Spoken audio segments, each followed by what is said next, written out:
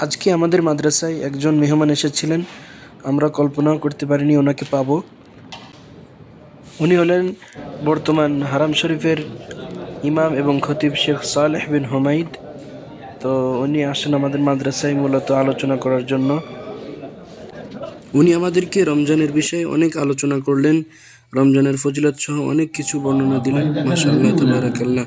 এবং শেখ খুবই মিশুক। من من من من من فقه رجل او ان طول صلاه الرجل وقصر خطبته معين من فقه. فالقصر والاختصار هذا هو الذي ينبغي ان يلاحظه